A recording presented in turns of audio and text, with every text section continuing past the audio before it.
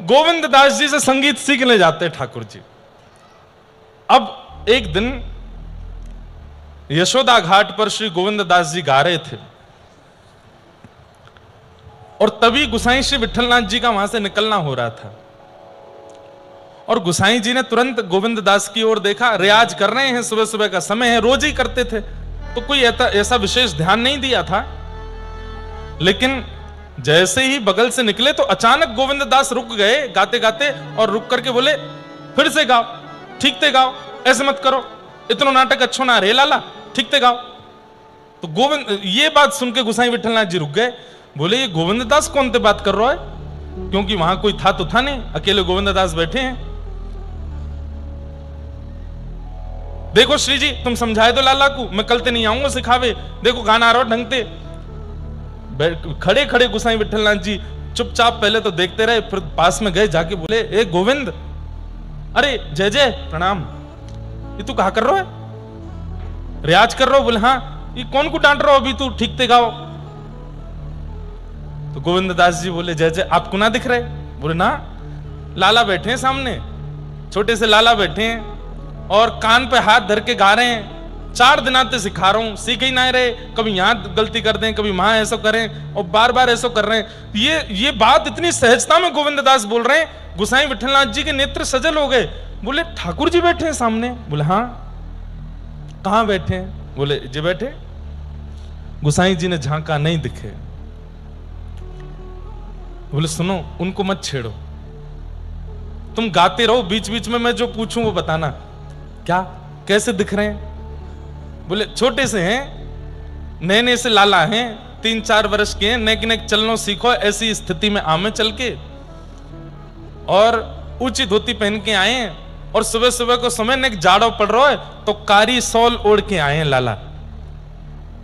अच्छा, और कैसे लग रहे हैं? बोले 2 माल गले में पहनी है और सिर पर कछु ना पहनो, केवल अपने घुंघराले केशन को ऐसे बांध रखो है।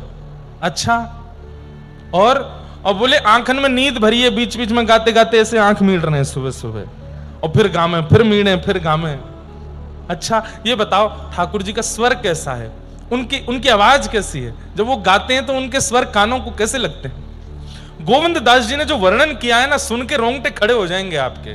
गोविंद दास सीधे अगर मैं बोल दूं कि बहुत सुंदर गा रहे, ऐसा नहीं बताया। गोविंद दास बोले, जय जय, प्रकृति का जो स्वर है, प्रकृति का स्वर क्या है? बोले जब हवा चलती है तो हवा की जो ध्वनि कान में आती है, जब नदी बहती है तो कलकल करते नदी का जो स्वर प्रकट होता है, कभी समुद्र के तट पर जाते हैं तो समुद्र की लहरों का जो स्वर होता है, जब वन में प्रवेश करते हैं तो घनघोर वन का जो अपना स्वर होता है, मिट्टी का स्वर होता है। मतलब प्रकृति का जो स्वर है वो स्वर अद्भुत होता है और वो कानों को, हृदय को, बुद्धि को अत्यंत आनंद सुख देने वाला होता है। कहीं झरझर करती नदी बहती हो जिसका कलकल स्वर आता हो, आप उसके पास बैठ जाइए, आपको मानसिक रोग यदि होगा तो वो ठीक हो जाएगा केवल नदी का स्वर सुनने से।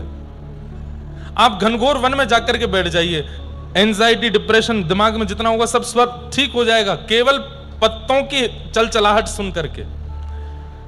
गोविंद दास कह रहे हैं, बोले जिस प्रकार प्रकृति का स्वर हमारे अंतस्थ का मार्जन करता है और अंतस्थ को सुख देता है, ऐसी प्रकृति के स्वर से मिलती जुलती आवाज है ठाकुर जी की। एक बार को मैं सिखावे तो आऊं इनको, लेकिन जब ये गाना शुरू करें ना तो मेरी आंख भी बंद है जाए। वो तो मैं अध्यापक हूं या हमारे बीच बीच में मुझको डांटना टोकना पड़े, लेकिन जब ठाकुर जी गावे ना तो आंख बंद है जाए, चित्त वृत्ति कहीं और चली जाए, मन मुग्ध है जाए, इतना सुंदर स्वर लगे, ऐसा लगे कि बस ये सुनता ही रहूं इन कानन ते। लेकिन गुसाई जी बोले, लेकिन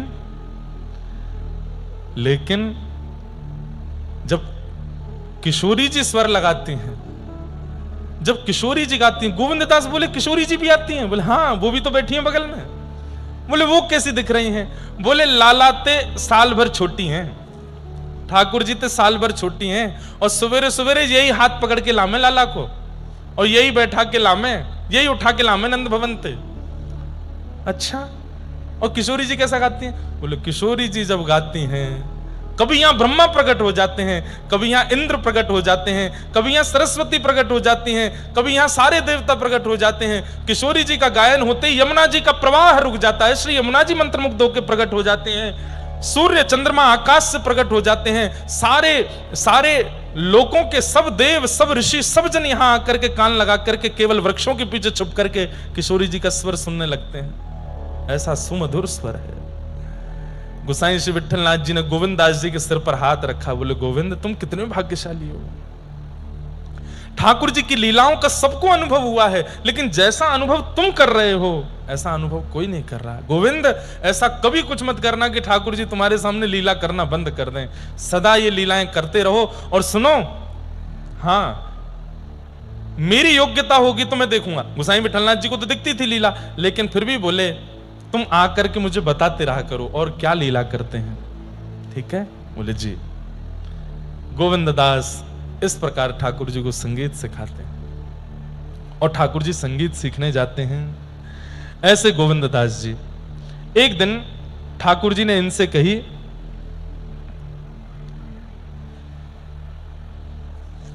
आज मैं और तू छुपन छुपाई खेलेंगे। क्या खेलेंगे? छुपन छुपाई। एक दिन बताई थी ना हमने कि एक छुपता है और दूसरा 10 तक गिनती गिनता है और 10 गिनती हो जाने के बाद फिर ढूंढने जाता है कहां छुपे हो, और ढूंढ लेता है। तो फिर जिसको पहले ढूंढ लेते हैं उसकी बारी आती है ढूंढने की। तो ठाकुर जी बोले ए गोविंद सुन। बोले हाँ, तू गिनती कर और मैं जा रहा हूं छुपवे। ये बंधुओं कब की बात है? ये भी 400 वर्ष के आसपास पुरानी बात है, गिरिराज जी की बात है। जब श्रीनाथ जी गोवर्धन में विराजते थे तो दोपहर के समय 12 बजे के लगभग मंदिर बंद होते हैं आज भी वृंदावन में सारे। उस समय पर ठाकुर जी मंदिर से बाहर निकल के गोविंद दास का हाथ पकड़ के खेलने जाते थे और ये किसी को नहीं दिखता था, बस गोविंद दास को ही दिखता था। तो आज ठाकुर जी बोले मैं और तू छुपन छुपाई खेलेंगे हैं। तो ठीक है गोविंदा, पहले तू 10 तक गिनती गिन और मैं छुप रहा हूं। तो गोविंद बोले ठीक है, 1 2 3 4 5 6। गोविंद दास एक जगह जाकर के ऐसे गिनती गिन रहे हैं और ठाकुर जी कहीं दूर वन में बिल्कुल कदम्ब के वृक्ष के ऊपर ऊंची डाली पर जाकर के चुपचाप बैठ गए। गोविंद दास की ढूंढने की बारी आई। सब लोग इधर देखो, यहां देख के सुनो। गोविंद दास की ढूंढने की बारी आई तो गोविंद दास इतने चतुर, वो ढूंढ नहीं रहे तो सूंघ रहे हैं।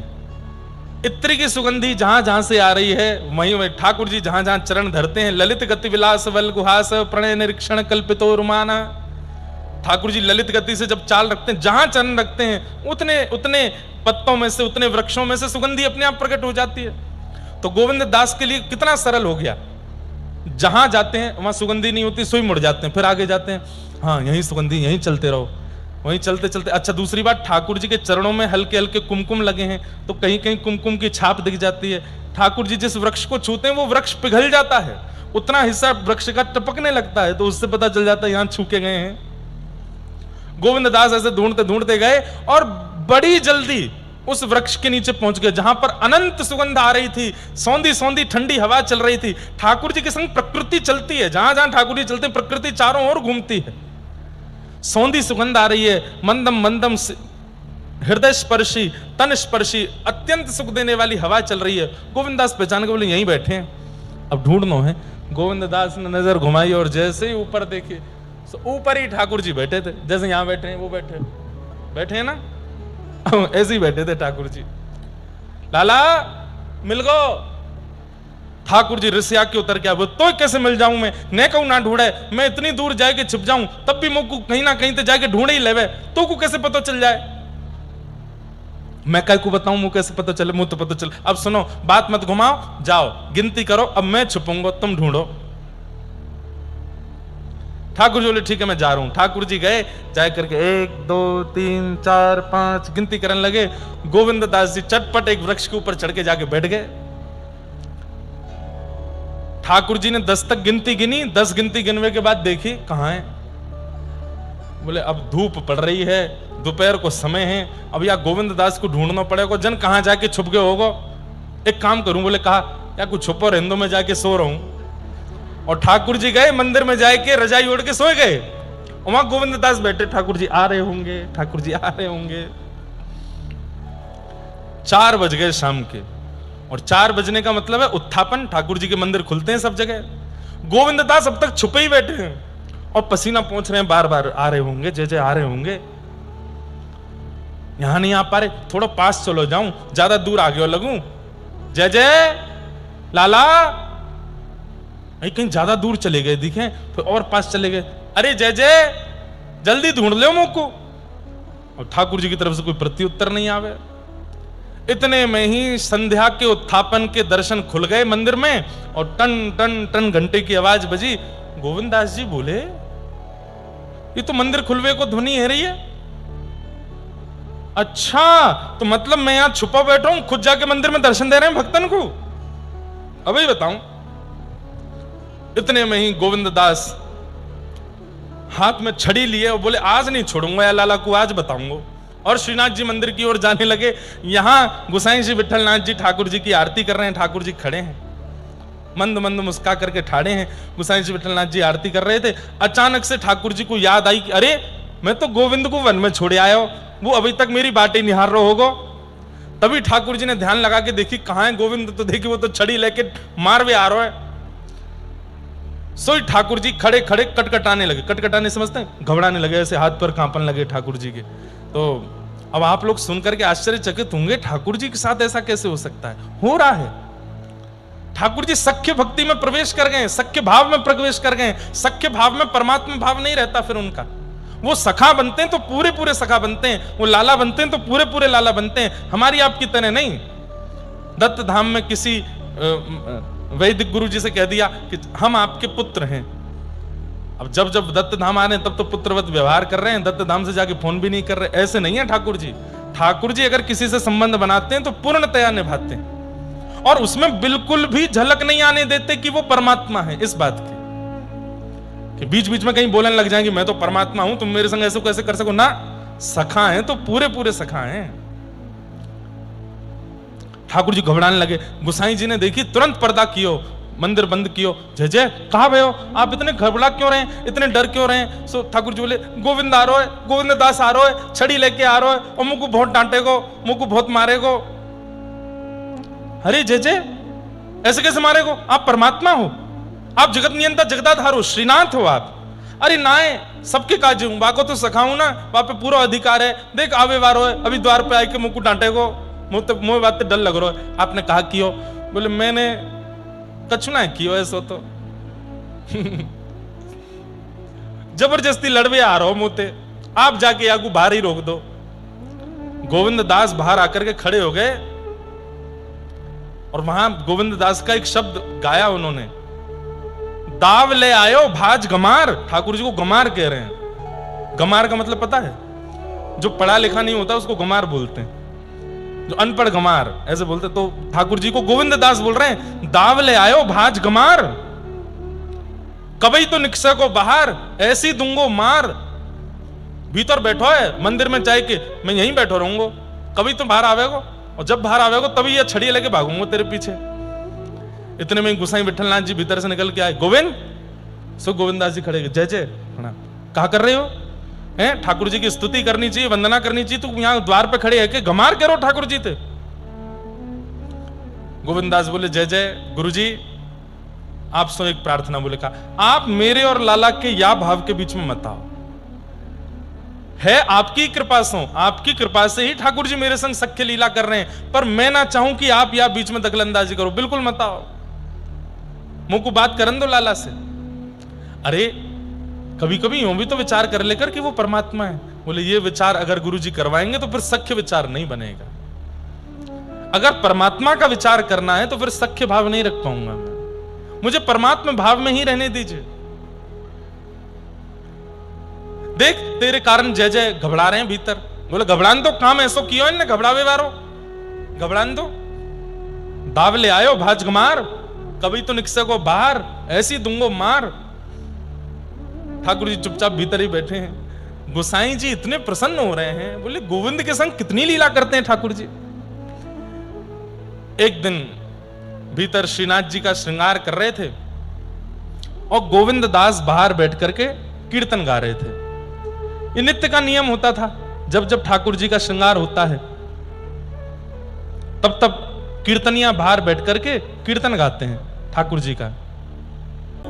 गोसाई श्री विट्ठलनाथ जी की कृपा से गोविंद दास पर ठाकुर जी अति अनुग्रह करके अपना अनुभव कराते हैं। इतनी लीलाएं हैं गोविंद दास जी के साथ की ठाकुर जी की, कहां तक उसका वर्णन करें। एक बार ठाकुर जी के संग वन में खेल रहे थे और तभी ठाकुर जी ने इनको घोड़ा बना लिया और आप स्वयं इनके ऊपर चढ़ गए। गोविंद दास जी घोड़ा बने हैं, ठाकुर जी पीठ पर बैठे हैं, चल रहे थे। तभी कोई व्यक्ति वहां से निकला, उसने गोविंद दास जी की ओर देखा। अब ऊपर बैठे ठाकुर जी नहीं दिख रहे हैं, नीचे बस गोविंद दास जी चल रहे हैं, ये दिख रहा था। अचानक से तभी क्या हो गया कि गोविंद दास जी चलते चलते वस्त्रों में ही लघुशंका करने लगे। उस व्यक्ति ने देखा ये क्या हो रहा है, ये क्या कर रहे हैं। गोसाई श्री विट्ठलनाथ जी के शिष्य, मंदिर में पद सेवा राग सेवा करने वाले गोविंद दास, अरे राम राम, आचार विचार शून्य। मैं अभी गोसाई जी से अभी इनकी शिकायत करता हूं। गोसाई जी से जाकर के कहा, बोले कि आपके शिष्य ही जब ऐसा करेंगे तो समाज में क्या असर पड़ेगा बातों का। बोले क्या किया भैया। बोले देखो, आज यहां खड़े होकर के लघुशंका करना मना है शास्त्रों में। आपका शिष्य गोविंद दास वो तो घोड़ा बन के लघुशंका कर रहा है और बिना वस्त्र उतारे, बिना जनेऊ चढ़ाए। गोसाई जी बोले नहीं नहीं नहीं, कोई और बात होगी, ऐसा नहीं। बोले नहीं, मैं अपनी आंखों से देख के आया हूं। आने दो, बताता हूं। शाम को गए पद सेवा करने के लिए, जैसे ही पहुंचे तो गोसाई जी ने कही, गोविंद आज हमको तुम्हारी शिकायत मिली। बोले क्या, तुम सवेरे सवेरे जो है ऐसे ऐसे लघुशंका कर गए थे अपने वस्त्रों में ही, और ये तो बहुत गलत बात है, ऐसा क्यों किया, मैं कारण जान सकता हूं। गोविंद दास जी के नेत्र बंद हो गए। जय जय, आपको लाला खेलवे जावे मेरे संग वन में, और आज लाला के मन में आई कि तुम घोड़ा बन जाओ, मैं तुम्हारे ऊपर बैठूंगा। तो मैं घोड़ा बन गयो, जो मेरे ऊपर बैठ गए। बोले फिर मैं चलन लगो। चलते चलते मैंने जय जय ते कही, लाला नेक ऊपर ते उतर जाओ। तो बोले क्या बात है। अरे नेक मुकू शंका निवृत्त करवे जानो है, मैंने एक शंका निवृत्त करके आ जाऊं फिर बैठ जाइयो। तो आपको लाला बोलो, हम बे तेने आज तक कभी कोई घोड़ा से ऐसे देखी है। घोड़ा चलते चलते पूछता हो, ओ भैया स्वामी ने उतर जा, मैं लघुशंका करके आऊं। घोड़ा तो चलते चलते ही कर जावे, और तू मोते पूछ के जावे को। अरे घोड़ो बनो है तो घोड़ा की तरह रहे। गोसाई श्री विट्ठलनाथ जी बोले फिर का, मैंने भी यही सोची, मैं गोविंद दास नहीं हूं, मैं घोड़ा ही हूं। भैया घोड़ा पूछ के ना जावे, मैंने भी नहीं पूछी, मैंने भी वस्त्र नहीं उतारे, मैं ही कर गयो। गोसाई श्री विट्ठलनाथ जी ठाकुर जी के आगे गए। बोले सारे वेदों का निर्माण आपने किया, सारे आचार विचार नियम आपने, और सबसे ज्यादा आप ही तोड़ते हो, सब जगह क्या करवाते हो लीला। बोले कि अब ये मेरे प्रेम की लीला है, और जहां प्रेम भाव प्रकट हो जाए वहां तो सबरे नियम टूट जाएं। जहां नियमों का पालन हो रहा हो वो प्रेम कैसा। जहां कभी कभी प्रेम अत्यंत बढ़ जाने पर नियम तोड़ दिया जाता हो वही तो प्रेम है। मुझे आज भी स्मरण है, मास कथा का क्रम जब हुआ था यहां पर, तो एक दिन खूब रंग हुआ, खूब आनंद हुआ, और पूज्य महाराज जी ने उस दिन ऐसे हाथ आगे किया। मैं तो घबराऊं, मैंने महाराज जी, बोले लाओ, और आपने ऐसे हाथ पकड़ करके यहां खूब नृत्य किया, ऐसे फुगड़ी की। राधा कृष्ण महाराज जी भी थे साथ में, हम दोनों का स्पर्श करके महाराज जी ने नृत्य तो कराए, पर उस दिन चंदा तारे सब दिख गए थे हमको, क्योंकि उस दिन ऐसा लगा कि भाई कोई अत्यंत तपोनिष्ठ व्यक्ति आपका स्पर्श कर दे, और आपका तप यदि उस योग्य का ना हो तो हो ही तो जाते हैं, और फिर हम लोग तो एक चक्कर में बस हो जाते हैं। महाराज जी तो एक बार मोह घुमा में, फिर एक बार राधा कृष्ण जी को घुमा में, फिर मोह घुमा में, हमको स्मरण में है। फिर बीच में एक बार मैं वहां बैठ के पानी पी रहा था, फिर राधा कृष्ण जी बोले अब आपकी बारी है, मैं पानी पीऊं, और महाराज जी अकेले घूमते ही जा रहे थे। लेकिन उस दिन ये नियम तोड़ना नहीं होता, ये प्रेम का प्रदान करना होता है। आपका स्पर्श का इतने वर्षों का नियम, लेकिन आप अपने प्रियजनों को स्पर्श कर देते हैं, क्यों? क्योंकि प्रेम में नियम तोड़ दिया जाता है, अत्यंत प्रेम में। कल रात्रि हम लोग गुरुजी के यहां प्रसाद पाने गए थे, तो वहाँ हमारे विकास गुरु जी बता रहे थे कि महाराज जी से कुछ वर्ष पहले एक बालिका ने पूछा कि आप बोलते क्यों नहीं हैं और आप किसी का स्पर्श क्यों नहीं करते हैं, इसके पीछे कारण क्या है। इतना सुंदर उत्तर लगा, मैं कल खूब गदगद हो गया था ये उत्तर सुन के। तो महाराज जी ने उत्तर दिया, ये आप लोगों को बताने की बात है और जो जनमानस कथा लाइव भी सुन रहे हैं उनको भी पता चले आचार्य चरणों की स्थिति क्या है। तो आपसे किसी ने पूछा आप स्पर्श क्यों नहीं करते, आप मौन क्यों रहते हैं, तो महाराज जी ने उत्तर दिया, आज के कलिकाल में, आज के भयावह कलिकाल में भगवान के नाम के अलावा कुछ भी बोलना अब उचित नहीं है अपने कल्याण के लिए। इसलिए संसारी विषय वार्ताएं करना उचित नहीं है। इसलिए हमने ये नियम लिया है कि हम किसी से नहीं बोलेंगे और हम केवल भगवत वाणी बोलेंगे। इतना सूक्ष्म चिंतन हम नहीं कर सकते। आज के इस विषयी कलिकाल में भगवान के नाम से अधिक सुंदर कुछ और बोलने लायक बचा नहीं है। दुनिया के लोग क्या क्या नहीं बोल रहे हैं। कभी कभी सोशल मीडिया खोल करके देखते हैं तो लगता है कि क्या हो गया है। आजकल अगर आप गाली दे करके नहीं बोलते, अपशब्द नहीं बोलते, आजकल के आधुनिक गानों में यदि गालियां नहीं होती हैं तो वो गाने चलते नहीं हैं। बिना गालियों वाले गाने हैं तो आपका गाना साल 2 साल में 1-8 लाख पहुंच जाएगा, 1-8 लाख लोग सुनेंगे। और आपने भर भर के गालियां किसी गाने में गा दी हैं तो वो एक दिन में 1 करोड़ लोग सुन लेंगे उसको। सोच रहे हैं आप, समझ रहे हैं कि किस दिशा में हम लोग पहुंच चुके हैं। कहां पर प्रधानमंत्री जी कभी कहते हुए दिखते हैं नारी सशक्तिकरण के बारे में, नारी रक्षा के बारे में, नारी सुरक्षा के बारे में। इतना नारियों का रक्षण करने के लिए सरकार बोलती है। हमारे शास्त्र कहते हैं कि नारियों का सम्मान जहां नहीं होता उस घर में देवता तो क्या, पितृ भी उस घर का तर्पण स्वीकार नहीं करते जहां नारियों का सम्मान नहीं होता है। और आज सबसे ज्यादा गालियां मात्र और बहन के रूप में ही दी जाती है। और हम लोग यहां पर सरकार से अपील कर रहे हैं, हमारे यहां पर माताएं सुरक्षित नहीं है, बहनें सुरक्षित नहीं है, बेटियां सुरक्षित नहीं है। और खुद ये भाई लोग जब गाली देने पर आते हैं तो सब कुछ एक कर देते हैं। सारी गालियां मां को ही दी जाती हैं, सारी गालियां दीदी बहनों को ही दी जाती हैं। कितने गंदे गंदे शब्दों का प्रयोग करते हैं।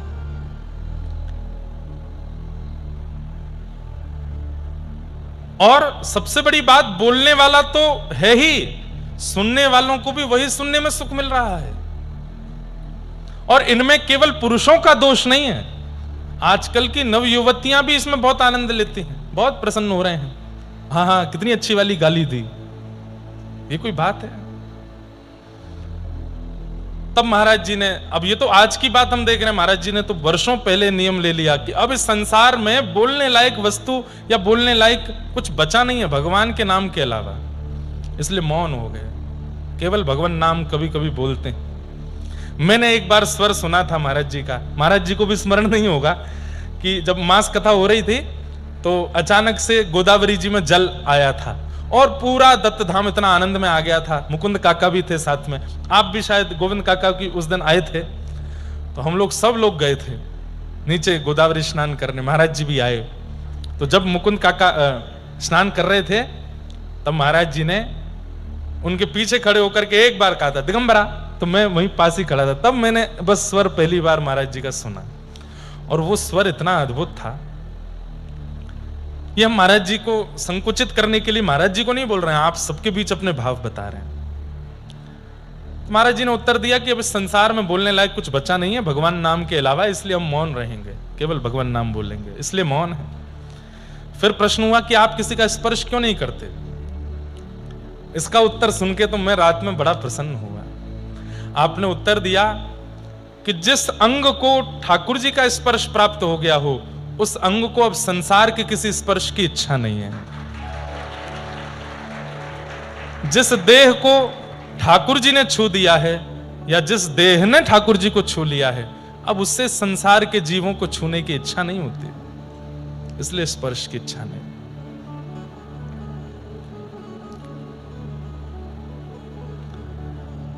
अद्भुत। और ये बात बिल्कुल सत्य है। ठाकुर जी अगर आपको छू देंगे तो फिर उस स्पर्श सुख का, उस स्पर्श सुख की तुलना संसार की कोई वस्तु नहीं कर पाएगी। और वह स्पर्श सुख सदा आपकी स्मृति में रहे, आप नहीं चाहोगे कि वहां कोई और छुए।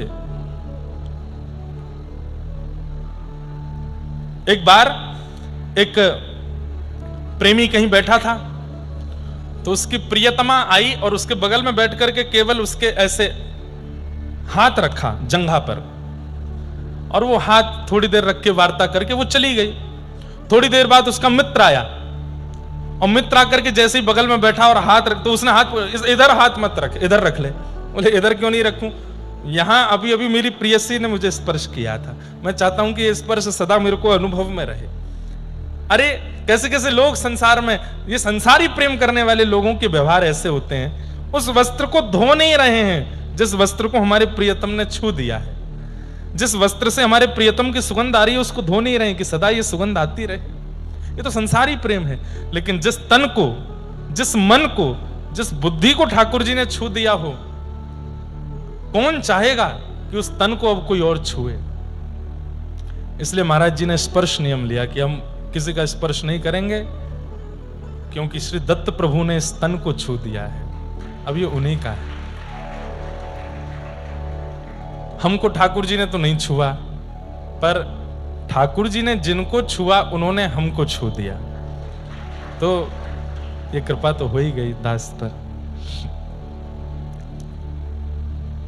एक इच्छा है मेरी, लेकिन मैं सार्वजनिक नहीं कहूंगा, महाराज जी से एकांत में कहूंगा और वो करूंगा चर्चा, ऐसी भाव है। तो कल चतुर्भुज दास जी का आप लोग सुन रहे थे ना, फतेहपुर सीकर के राजा को डांट फटकार के आ गए और ठाकुर जी से आके क्या मांगा कि मेरा कंठ आपके लिए है, आइंदा मैं कभी भी गाऊं तो मुझ पर कोई रीझे ना, ये वरदान दे दीजिए, केवल आप रीझो। भक्ति का ये स्वरूप है बंधुओं। भक्ति के पथ पर जब आप एक अच्छी स्थिति में आ जाते हो तो आपका मनोरंजन की भावना आपके मन में रहती नहीं है। किसी और का रंजन हो, कोई और आपसे प्रसन्न हो, कोई और आपसे रीझे। गोविंद दास जी के चरित्र का एक और भाग सुना के फिर विश्राम दूंगा, फिर बाकी का चरित्र कल सुनेंगे। अभी बहुत बहुत लीला है इनकी। एक लीला सुनाते हैं। तो गोविंद दास जैसे ही अपने गुरुदेव की शरण में आए तो सब कुछ छोड़ छाड़ करके, आपका निवास स्थान कहीं और था, वो छोड़ करके आप गोकुल में निवास करने लगे, अपने गुरुदेव के पास ही रहने लगे। आपकी पत्नी बच्चे आपको बुलाने के लिए आए कि वापस घर चलो, तो आपने पत्नी बच्चों से कहा देखो यदि मेरे साथ रहना चाहते हो तो तुम लोग भी यहीं रहने लगो, मैं वापस नहीं जाऊंगा, मैं तो अब यहीं रहूंगा। तब इनके पत्नी बच्चे सब भी वहीं रहने लगे।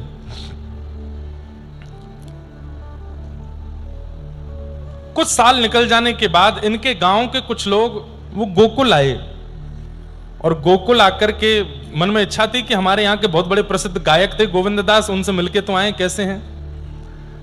तो जैसे ही पहुंचे तो गोविंद दास जी वहीं बैठे थे यमुना जी के तट पर, और गांव के लोग सामने से आ रहे थे।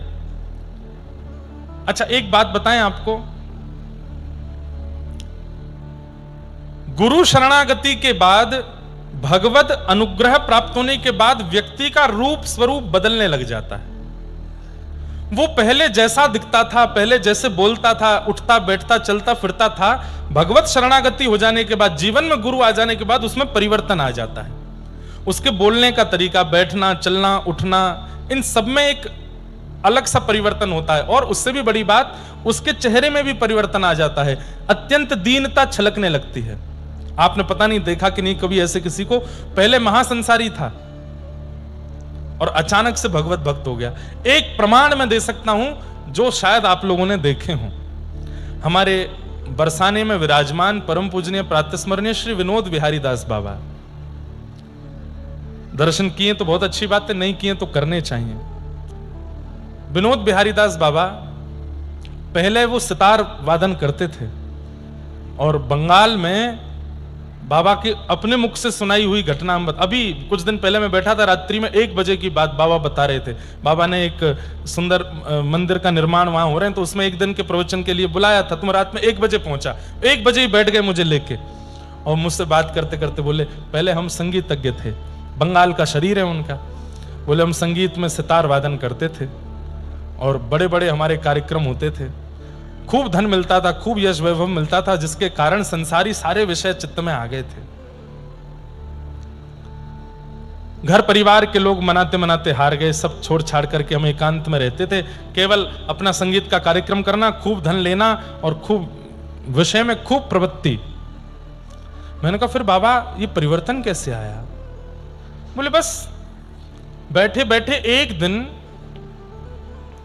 मन में आया कि आज तेरे पास क्या है, धन है, संपत्ति है, पर अपना कहने वाला ना तो कोई संबंधी है ना कोई मित्र है।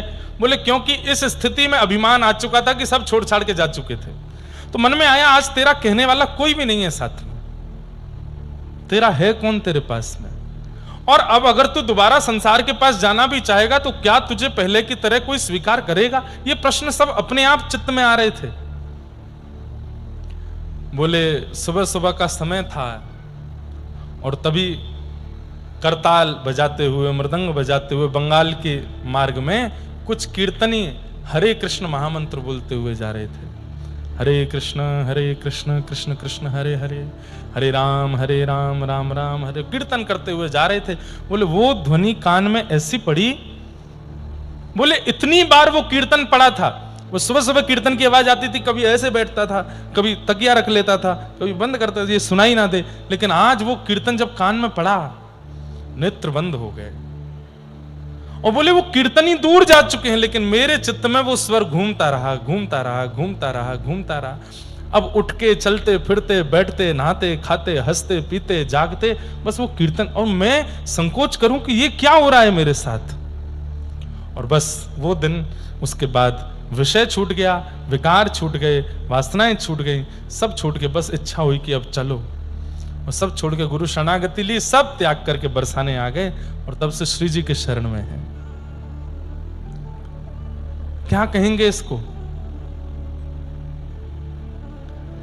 पहले का स्वरूप महाराज जी दिखाते हैं, उसमें वो पता ही नहीं लगता है। क्यों?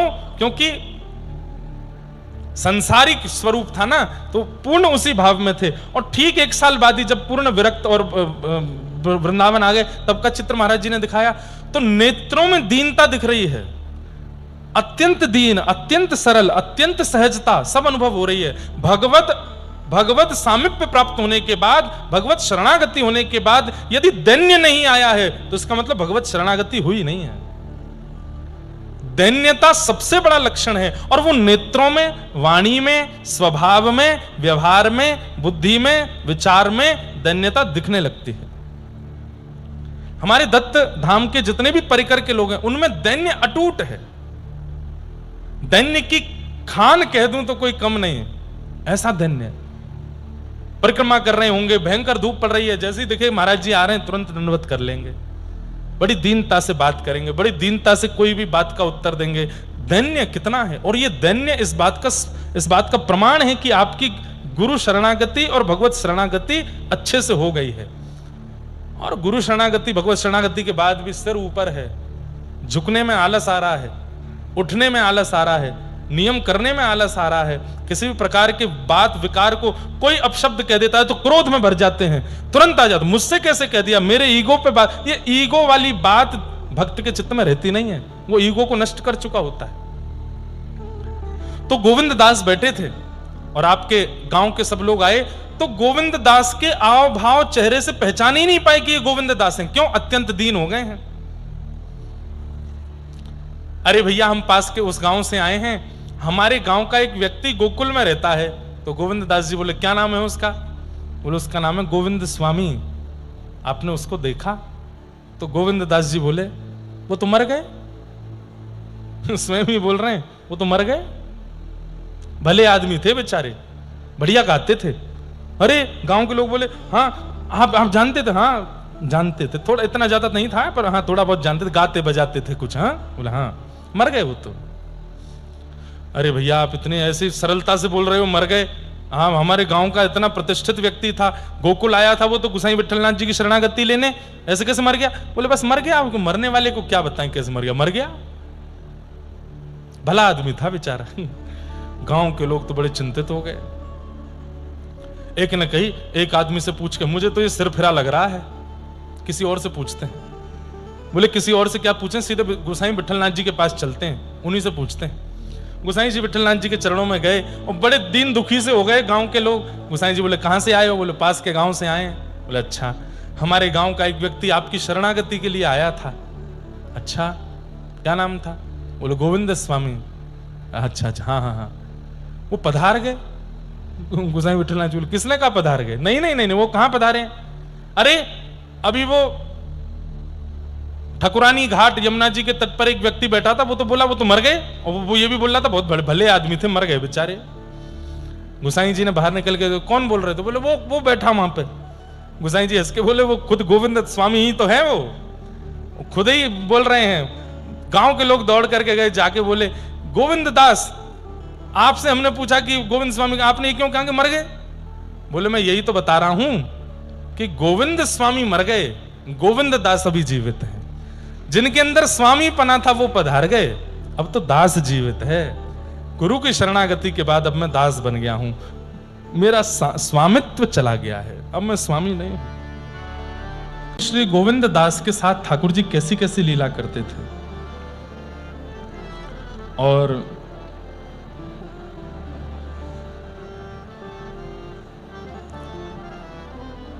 इतना सख्य भाव ठाकुर जी गोविंद दास के प्रति मानते थे कि एक लीला मैं आपको बताऊं तो आप इस पर संशय या संकोच मत कीजिएगा। प्रेम में हदें पार कर दी जाती हैं, और कभी कभी ठाकुर जी भी कर देते हैं। सोचिए, जो प्रेमी होता है ना, उससे प्रेम किया जाए, अच्छे से बात की जाए, सम्मान दिया जाए और बहुत नेह भरी बातें करी जाएं, तो समझो प्रेम अभी कम है।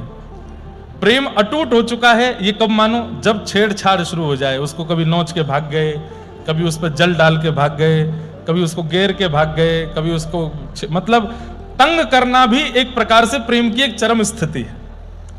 छोटे बालकों को जो बहुत जल्दी थोड़े ऐसे गुस्सा से हो जाते हैं, उनको छेड़ने में बड़ा मजा आता है। उनको प्यार करने में सुख नहीं मिलता, उनको छेड़ने में ही सुख मिलता है। ऐसे ही प्रेम की एक अवस्था होती है, और वो प्रेम की बड़ी स्वतंत्र और बड़ी सुखद अवस्था है, जहां प्रेमी को परेशान करके प्रेम दिया जाता है। हमारे ठाकुर जी श्री गोविंद दास के साथ में खूब खेलते हैं, खूब मधुर मधुर लीला करते हैं। कल हम लोग सुन रहे थे, लेकिन अब एक लीला ऐसी करी ठाकुर जी ने कि जिसको सुनकर के थोड़ी सी मन में आई कि ठाकुर जी, चलो मानव कर सकता है, पर ठाकुर जी कैसे कर रहे हैं?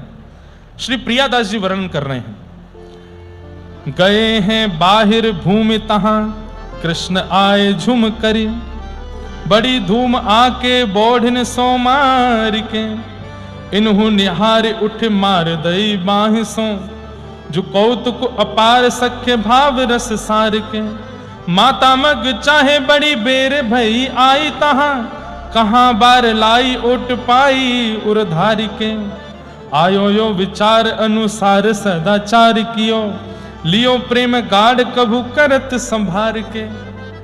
बार बार पहले ही कह रहा हूं कि इस विषय पे बहुत संकोच मत करिएगा, और ये मत सोचना कि ऐसा कैसे। अरे परब्रह्म जब सख्य भाव में आते हैं तो पूरे पूरे सखा बनते हैं। और सख्य भाव में क्या कर रहे हैं ठाकुर जी? सुबह सुबह का समय है, ब्रह्म मुहूर्त में श्री गोविंद दास जी लोटा लेकर के डोल डाल गए हैं। डोल डाल जानते हैं? जानते हैं डोल डाल? अब सुबह सुबह कहां जाते हैं? लोटा लेके दत्त धाम वाले तो सब स्नान करने जाते हैं पर कई जगह लोटा लेके कहीं और भी जाया जाता है, जंगल में, तब वॉशरूम तो होते नहीं थे तो श्री गोविंद दास जी गए हैं डोल डाल। ठाकुर जी को पता चल गई, और ठाकुर जी तुरंत, महाराज मंगला होने वाली आधा घंटे में, ठाकुर जी की आंख खुल गई है, जग गए हैं। सो मंगला से पहले ही खिड़की से निकल करके और फेंटा बांध करके, इस कलिकाल में 450-500 वर्ष पहले ठाकुर जी दौड़े, और बिल्कुल धीमी गति, धीमी चाल गोविंद दास के पीछे पीछे चल रहे हैं। अभी कछु ना कहूंगा, अभी कछु ना कहूंगा, जब बैठ जाऊंगा, बैठ जाएगा तब छेड़ूंगा या को और श्री गोविंद दास जी जब बिल्कुल अपना सब वस्त्र आदि सब व्यवस्थित करके जैसे ही विराजे सोई ठाकुर जी वहां पर बेर का एक वृक्ष लगा था, वहां से बेर तोड़े और बेर पकड़ करके निशानों लगावे और सीधे गोविंद दास के ऊपर। अब अकेले वन में चुपचाप गोविंद दास बेर आकर के पड़े, तो गोविंद दास जी कौन है कौन है, थोड़े थोड़े परेशान से हो जाएं। फिर थोड़ी देर बाद ठाकुर जी बेर लेके कहीं पीछे चले जाएं, फिर पीछे से प्रहार करें, कभी इधर से मारें कभी उधर से मारें। खूब देर हो गई, गोविंद दास जी बेचारे बड़े परेशान हो गए, स्थान बदलने लगे, यहां से वहां कूदने लगे, क्या करें। ठाकुर जी तो पीछा ही नहीं छोड़े। इतने में ही गोविंद दास ने देख ली, क्या पीतांबरी, अरे कन्हैया, ए लाला तू आयो का। सो ठाकुर जी मंद मंद मुस्काए रहे हैं। अब गोविंद दास मन में बड़े संकोच में भी आ रहे हैं कि मैं कैसी अवस्था में हूं, मैं इस वक्त बिल्कुल भी पवित्र अवस्था में नहीं हूं, और ये मेरे पास आ रहे हैं ठाकुर जी, अब क्या करूं। लेकिन ठाकुर जी ने जैसे ही गोविंद दास ने यह विचार किया कि मैं पवित्र अवस्था में नहीं हूं, ये मेरे पास आ रहे हैं, सो ठाकुर जी का मुंह बन गया। ठाकुर जी मतलब मैं तो कुछ सखा मानूं, तो ये बीच में परब्रह्म दृष्टि मेरे प्रति काई कुलारो है, सोच रहे हैं। तो गोविंद दास जी ने तुरंत बिल्कुल सख्य भाव में ही आ गए। गोविंद दास जी बोले, अच्छा लाला ना मानेगो ना, तो मैं तो कुछ छू दूंगा। फिर आगे आगे ठाकुर जी भाग रहे हैं, पीछे पीछे गोविंद दास भाग रहे हैं। इतने में ही सामने से गोविंद दास जी की माता जी आ गई, और उनको ठाकुर जी तो दिखे नहीं, गोविंद दास दिख रहे। अब वो अपना पल्लू करे, अरे राम राम राम राम, इतनी बड़ी उम्र में ये देखना क्या कर रहा है ये। तो गोविंद दास जी बड़े बिल्कुल संकोच में आ गए। ठाकुर जी अंतर ध्यान है कि ठेंगा दिखा के भाग गए वहां से। ऐसी लीला ठाकुर जी किसी के संग कर सकते हैं, श्री गोविंद दास के साथ ये लीला कर रहे हैं। और गोविंद दास तो बोले, आज तो मैं पानी पानी कर दी, और शर्म के मारे मेरी मैया के आगे ऐसी जो है नाटक किए ठाकुर जी ने, आज आपको बताऊंगा नहीं। और गोविंद दास मैया से जाके बोले, मैया कोई से कहियो मत। बोले लेकिन मैं कहूंगी तो नहीं, पर ये है का रहे हो ये बताएगो। बोले मैया मैं बताऊंगा तो तू कुछ समझ में नहीं आवेगी, तू याद बढ़िया पूछा ही मत भयो का। गोविंद दास स्नान आदि करके, शौच आदि निवृत्त होकर बिल्कुल शुद्ध पवित्र अवस्था में आकर के वस्त्र धारण करके सेवा करने जाते थे मंदिर में। रोज राग सेवा करनी है। देखिए बंधुओं, ठाकुर जी मंदिर से बाहर खेलने आते हैं गोविंद दास के साथ, लेकिन इसके बाद भी अष्ट सखाओं की एक विशेषता है, मंदिर में जाके सेवा करना नहीं छोड़ा। कुम्मन दास जी के चरित्र में मैंने वो बात सुनाई नहीं थी आपको कि कुम्मन दास जी खेती कर रहे थे, हल जोत रहे थे अपनी खेत में, तो ठाकुर जी ऐसे अपने पल्लू में अनाज लेकर के और पीछे पीछे ऐसे डालते चल रहे थे। खेती की बुवाई कर रहे हैं ठाकुर जी, और आगे हल लेके चल रहे हैं कुम्मन दास जी। इतने में ही मंदिर के घंटे बजने लगे। जैसे ही घंटे घड़ियाल बजे तो कुम्मन दास जी तुरंत हल छोड़ करके हाथ पैर धोकर के मंदिर भागे। तो ठाकुर जी आगे सामने ठाड़े गए, क्यों रे कहां जा रहा है? बोले मैं मंदिर जा रहा हूं।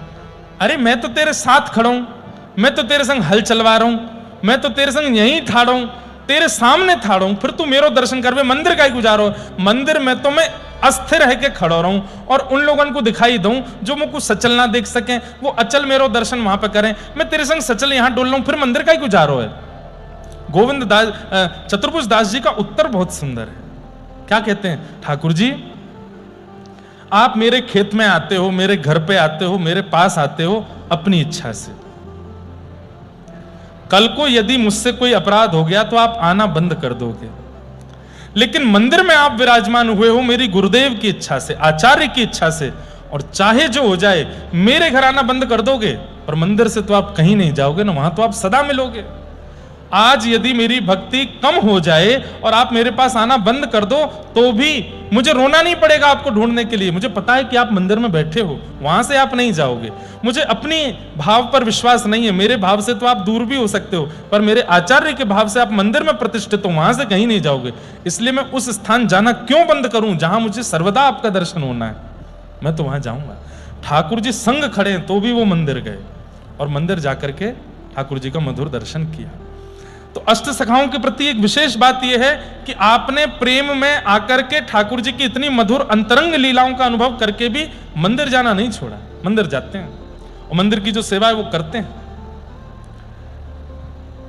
गोविंद दास नहा धो करके तैयार आदि होकर के आए, श्रृंगार चल रहा था श्रीनाथ जी का। गोविंद दास आकर के श्रृंगार का पद गाने लगे। अब पद वाली किताब तो वो ले गए बालक, उसमें पद लिखे, कोई बात नहीं आएंगे तो सुनाएंगे। पद गा रहे थे, ठाकुर जी का श्रृंगार चल रहा है। आहा, अब ठाकुर जी श्रृंगार कराते कराते, अब देखिए बाकी सब लोगों को श्रृंगार का दर्शन नहीं होता, करते समय श्रृंगार दर्शन नहीं कराना चाहिए सबको, क्योंकि ठाकुर जी को असहज लगता है। इसलिए जब ठाकुर जी का श्रृंगार चल रहा हो कपाट बंद रखने चाहिए। घर के ठाकुर जी हैं तो भी बाकी सदस्यों को चाहिए कि उस समय वहां प्रवेश ना करें। भाई श्रृंगार के समय पर वही भीतर आवे जिससे ठाकुर जी असहज नहीं होते। तो जिनको पुजारी जी ने चुना है, महंत जी ने चुना है, महाराज जी ने चुना है, वही भीतर जामे, बाकी सब लोग नहीं आओ। श्रृंगार एक ऐसी स्थिति है कि उसमें हम मानव लोग भी कई बार माताएं श्रृंगार कराती हैं, तो श्रृंगार गृह में सबको प्रवेश नहीं करने देती। और तुम बाहर जाओ और माते तैयार होके, तैयार हो जाएं तब देखना हमको, उससे पहले का क्या हो रहा है वो मत देखो। ठाकुर जी को भी उसमें असहजता लगती है। और कई बार क्या होता है बंधुओं की, जो श्रृंगारी होता है ना, उसके हाथों से सेवा कर करके करा के ठाकुर जी इतने सरल हो जाते हैं कि कई बार कपाट लगने पर उसके आगे ठाकुर जी हाथ भी सीधे कर लेते हैं, बोलने भी लगते हैं, बैठ भी जाते हैं। सबके सामने ऐसी लीला नहीं होती। कभी कभी अनुभव होता है ठाकुर जी का कि वो सरल हो गए हमारे लिए, श्रृंगार जिससे सेवा कराते हैं उसके लिए। इसलिए श्रृंगार के समय प्रवेश नहीं करना चाहिए और ना देखना चाहिए। लेकिन गोविंद दास जी से तो ठाकुर जी बड़े सहज थे, तो उनको अनुमति थी कि वो पर्दे के अंदर बैठ करके ही पद गाते थे।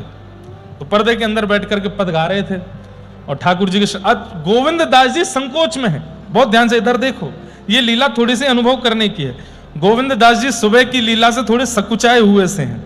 आज ठाकुर जी ने ऐसी स्थिति में मुझको देख लिया और जाने क्या क्या करके गए। तो आके प्रणाम किया, तो एक बार जैसे ही नजर उठा के ठाकुर जी को देखा तो ठाकुर जी व्यंग में हंस रहे थे। हमने तो आज सब देखा। तो गोविंद दास जी इतने संकोच में और पद गाने लगे। गुसाई जी बोले क्या बात चल रही है दोनों में? कुछ नहीं जय जय, पद यूं कह रहे वो बार पद सुनाओ। ठाकुर जी मौन होके खड़े हैं और गुसाई जी श्रृंगार कर रहे हैं, मुकुट धरा रहे हैं आदि। तो जैसे ही गुसाई जी श्रृंगार लेने जामे तो आसपास वहां मोती रखे थे श्रृंगार के। गोविंद दास नीचे नजर करके गा रहे हैं, देख ही नहीं रहे ठाकुर जी के, संकोच आ रहा है, शर्म लग रही है। तो ठाकुर जी मोती उठामे और जोर से मारे, और वहीं मार रहे हैं जहां सुबह वो बेर मारे थे। तो गोविंद दास जी को जैसे ठाकुर जी बोले हमारी तरफ देख के गाओ। फिर गुसाई जी आ जाए, क्या हो रहा है? कुछ नहीं ऐसे पद गा रहे हैं। अच्छा, फिर जामे तो गोविंद दास जी नीचे मुंह करके बैठे, फिर उठा में फिर मारे हैं। 2-3 बार गोटी मारी तो गोविंद दास जी थोड़े से ऐसे झुंझला से गए। रुको अभी बताऊं। तो जो गोटियां उनको मारी थी वही गोटियां इकट्ठी करी, बोले अब मैं मारूंगा। अब गोविंद दास जी को ये याद नहीं रहा, इन्होंने जैसी गोटी मारी उसी समय गुसाई जी पलट के देखने लगे और इन्होंने ऐसे करके गोटी मारी थी और वो ठाकुर जी के हस्तकमल पे आके पड़ी। गुसाई जी को इतना गुस्सा, और ठाकुर जी देखो मारो मुझे, इतना उद्यमी है, तुमने इतना मूड पे चढ़ा रखो याकू, देखो कितना उद्यमी है, को भगवान को मार रहो है रे, नंद के लाला को मार रहो, इतना तुमको नंदरानी ने भी अधिकार नहीं दियो मारवे को और तुम मार रहो। देखो गुसाई जी तुम्हारे राज में कहा चल रहो। गुसाई जी कहे गोविंद दास तू तो बहुत बेकार आदमी है, ठाकुर जी पे तू श्रम करावे, गोटी मारे ठाकुर जी। बोले 100 झूठे मरे होंगे तब ये लाला भयो तुम्हारो। बोले इतना उद्यमी है या कि उधमन को कहा बताऊं मैं।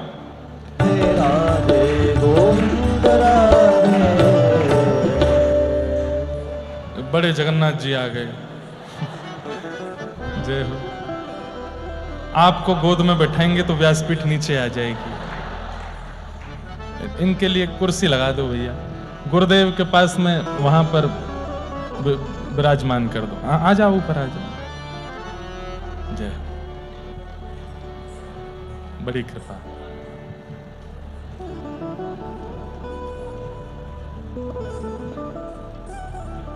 जय, आना ऊपर है। अच्छा,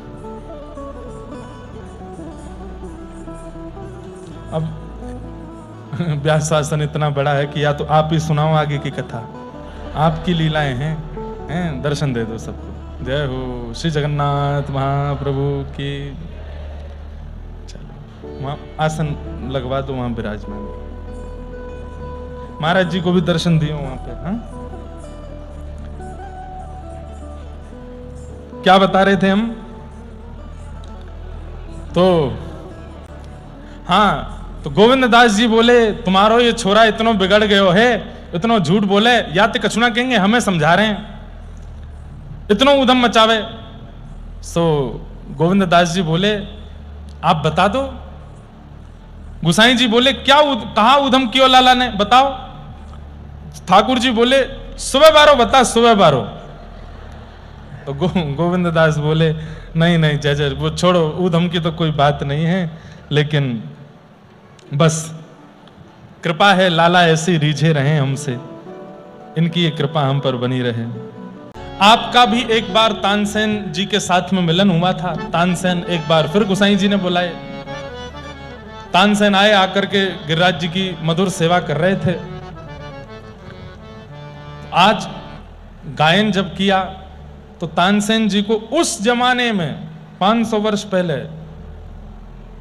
सोने की एक फूटी कौड़ी, एक मतलब सोने का सिक्का, उसको टूटे हुए का आधा कटा हुआ सा कौड़ी के समान, और उसको सुंदर मलमल के वस्त्र में, मखमली वस्त्र में लपेट के दिया। तानसेन जी ने कहा भगवान आपने सोने का ये एक फूटा सा एक अंग दिया है और उसको ऐसे सुंदर वस्त्र में लपेट के दिया कि लगे भीतर तो बहुत बहुमूल्य वस्तु होगी, और भीतर तो फूटा फूटा कौड़ी जैसा सोना है। तब गुसाई जी ने कहा कि आपका जो संगीत है ना, आपका जो गायन है वो ऐसा ही है, बाहर से तो सुंदर है, जैसे मखमली वस्त्र है, मलमल का वस्त्र है, लेकिन भीतर से कौड़ी के समान है, उसकी कोई योग्यता नहीं है, क्योंकि उसमें मनोरंजन का भाव ज्यादा है, हरिरंजन का कम है। हरिरंजन का भाव कैसा होना चाहिए? गोविंददास पद सुनाओ। तो गोविंददास जी ने पद गा करके सुनाया और श्री तानसेन जी के मन को आनंद हुआ। एक लीला और हुई। एक कान्हा नाम का एक व्यक्ति रहता था गिरिराज जी में, झाड़ू लगाता था गिरिराज जी की तलेटी में। उसकी बड़ी इच्छा थी कि मैं गिरिराज जी का कभी दर्शन करूं, लेकिन झाड़ू लगाने वाला है इसलिए उसको कोई ऊपर मंदिर में जाने नहीं देता था। लेकिन उसकी बड़ी निष्ठा थी गिरिराज जी के मधुर दर्शन में। वो दर्शन करके आने वाले लोगों से पूछता था कैसा है स्वरूप, ऐसा रूप है, ऐसा श्रृंगार है, ऐसा मुकुट है, ऐसे कुंडल हैं, सबका वर्णन सुनकर के प्रसन्न होता था। लेकिन उसकी इच्छा होती थी कि नाथ इससे अच्छा तो मेरे प्राण हरण करके मुझे दोबारा से जन्म ऊंचे कुल में दे दो ताकि मैं ऊपर चढ़ सकूं। मैं नीचे कुल में जन्मा हूं, ऊपर मुझे आने नहीं देता कोई भी। उसकी इस भावना से ठाकुर जी बड़े रीझ गए। ठाकुर जी ने कैसे योजना बनाई? गोविंद दास सामने खड़े थे, कीर्तन गा रहे थे। तो ठाकुर जी ने गोविंद दास से कहा, गोविंद? बोले हाँ, मुझको भूख लग रही है। तो राजभोग तो पाया हो अभी आपने? बोले मैंने ना पाया हो। तो बोले तू एक काम कर। बोले क्या?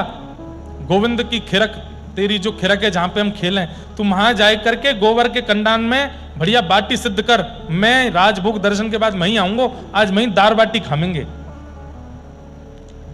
गोविंद दास बोलो बाटी खाओगे? बोले हाँ ठीक है, मैं जा रहा हूं, फिर मैं वहां पर तैयारी करूं या राजभोग दर्शन जैसे बंद हो खिड़की से आए जाइयो? बोला हाँ आ जाऊंगा। क्यों भेज दिया ठाकुर जी ने? क्योंकि गोविंद संग में रहेगा तो उस सखा से उससे मिलने, क्योंकि गोविंद दास जी राजभोग के बाद भी मंदिर के बाहर ही खड़े रहते थे, सब चले जाते, पुजारी आदि सब मंदिर से, जब सब पूरा मंदिर खाली हो जाता तब ठाकुर जी को लेकर के गोविंद सखा वन में जाते थे। आज ठाकुर जी ने पहले ही भेज दिया। सब जब मंदिर से चले गए तब ठाकुर जी स्वयं बाहर आए। नीचे वो कान्हा जो झाड़ू लगाता था वो बैठा था गिरिराज पर्वत के नीचे। ठाकुर जी को उसको दर्शन देना था। आप गिरिराज पर्वत के ऊपर घूमते घूमते घूमते, और जैसे कांटा लगने पर कोई व्यक्ति जोर से चिल्लाता है, ऐसे ठाकुर जी चिल्लाए, अरे मैया जे मेरे पाम को का है गयो, अरे बहुत बड़ो कांटो घुस गयो है, अरे कोई आओ या कांटे को निकारो। गोविंद के कानों में जैसे ये स्वर पड़े, कुछ अद्भुत था इन स्वरों में। वो कान्हा के नेत्र खुले। उसने कहा ये कौन चिल्ला रहा है, किसको कांटा लग गया? और जैसे उसने नजर उठा करके देखा, आहा, चांद चांद सा सलोना मुख, चांद सा सलोना मुख, लटें घूंघरारी हैं, चांद सा सलोना मुख, लटें घूंघरारी हैं, भौएं हैं कटीली आंखें तिरछी कटारे हैं, भौएं हैं कटीली आंखें तिरछी कटारे। वन माल गले सोहे, वन माल गले सोहे, मुरली अधर पे वन माल गले सोहे, मुरली अधर और पे पीत पट झोंका खावे पतली कमर पे, पीत पट झोंका खावे पतली कमर हो मेरा या पे अटक गया मन, हो या को नाम है राधा रमन, हो मेरो या पे अटक गया मन, हो या को नाम है राधा रमन। राधा रमण मेरो राधा रमण रे, राधा रमण मेरो राधा रमण, राधा रमण मेरो राधा रमण रे, राधा रमण मेरो राधा रमण। कान्हा ने जैसे ही देखा है, आहा, ये झांकी देख करके उसके नेत्र पलक झपकना भूल गए। बंधुओं, ठाकुर जी मिलेंगे तो कुछ गतिविधियां आपको अनुभव होंगी। उसमें सबसे पहली गति यही है, नेत्र झपकना भूल जाएंगे, श्वास निकलना भूल जाएगी। एक प्रकार से प्राण जा सकते हैं अगर ठाकुर जी सन्मुख आ गए तो। श्वास लेना भूल जाएंगे, शब्द भूल जाओगे, बोलूं क्या, अरे भाषा भूल जाओगे कि मुझे हिंदी आती है, मराठी आती है, तेलुगु आती है, तमिल आती है, इंग्लिश, कौन सी भाषा आती है मुझको भूल जाओगे, सब विस्मृत हो जाएगा। तन की सुध नहीं रहेगी।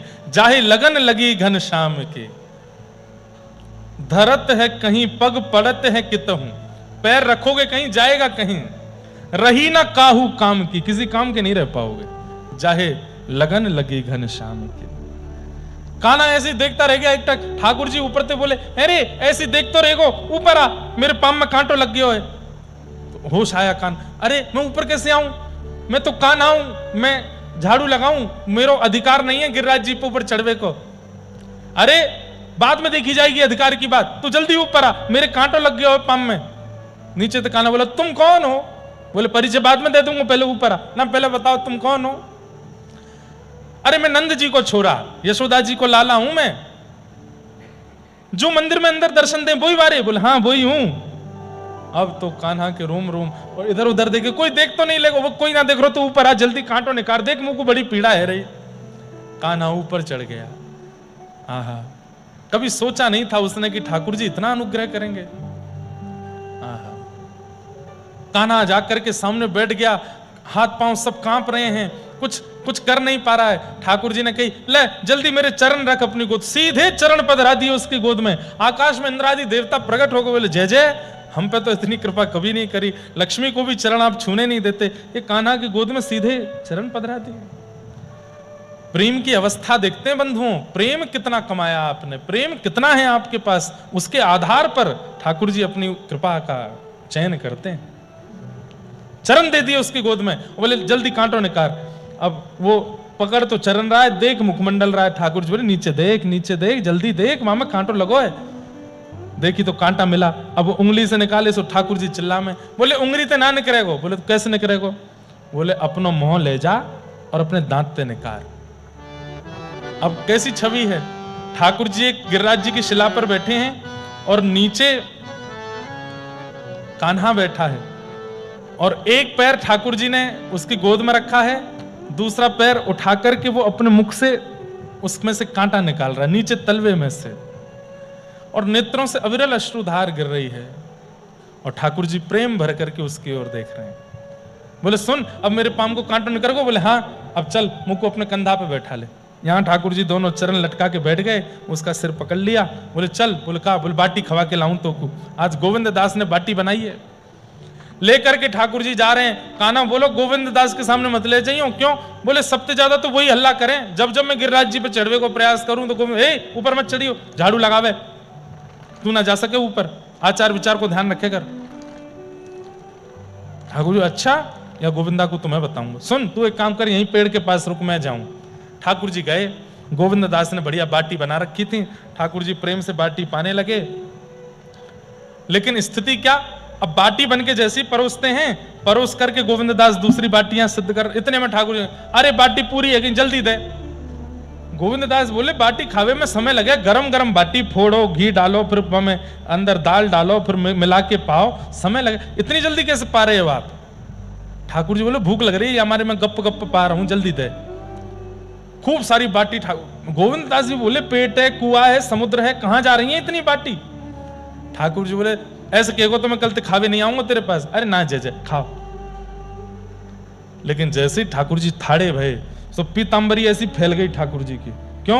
सब जेब में भर ली बाटी खूब सारी, और जेब में भरी तो ऐसी फूल गई दोनों तरफ से। गोविंद दास बोले जय जय, भोजन करके पेट न करना चाहिए, आपकी तो कमर न करी आई है। ये कैसा भोजन किया आपने, है कमर न करी आई दोनों तरफ से। ये कहा है, जैसे ही पकड़े तो है ये गोल गोल कहा है, जैसे हाथ डाल के लगा रहे तो बाटी पाए ना रे। गोजा में कौन के, अच्छा कोई और को खवा, कोई और प्रेमी मिल गो का? गोविंद दास इनसिक्योर जैसे हो गए, जैसे गिरिराज जी में मेरे संग लीला करते हैं कि मेरे अलावा कोई और तो नहीं मिल गया इनको। जय जय कौन है, कौन है? जाके काजे आप लेके जा रहे हो, मंदिर में तो कोई खावेगो नहीं, वहां तो सबने राजभोग कर लियो। कौन है, कौन के काज लेके जा रहे हो? ना ना कोई ना, कोई ना। बोले आपको मेरी सौगंध है, सांची बताओ। ठाकुर जी बोले एक मेरा भगत है। बोले या को मतलब मेरे अलावा भी कोई पे कृपा कर रहे हो? बोले अरे मैं जय जय हूं, मुंह तो सबन पे करनी पड़े, प्रेम देखना पड़े सबन को। कौन है दिखाते दो। तो ठाकुर जी ने दिखाई, देख वो पेड़ के पीछे खड़ा हो, जैसे ही देखो कान्हा, अरे ये तो झाड़ू लगावे। बोले हाँ, मुंह तो बहुत प्रेम करे, अब मैं थोड़ी देखूं झाड़ू लगावे वारो है कि राजा है, रंग है, फकीर है, सब मेरे हैं। आपने यहाँ को स्पर्श तो ना कियो? ठाकुर जी ऐसे स्पर्श इतना ना कियो मतलब थोड़ा सो कियो। ए कान्हा यहाँ पे आ। ठाकुर जी की तुम मत बोलियो, यही तो पूछूंगा मैं। चौरे लाल जी ने तेरा स्पर्श कियो? हाँ। कैसे कियो? बोले पहले तो अपने चरण धर दिए मेरी गोद में। गोविंद दास देखा आपने चरण पधरा दिया कि गोद में? फिर बोले मोहते कांटों ने कार, आपने यहां तो मोहते कांटों ने करवाया। और फिर फिर का, फिर बोले मुंह कंधा पे बैठा के ले चल गोविंद के पास।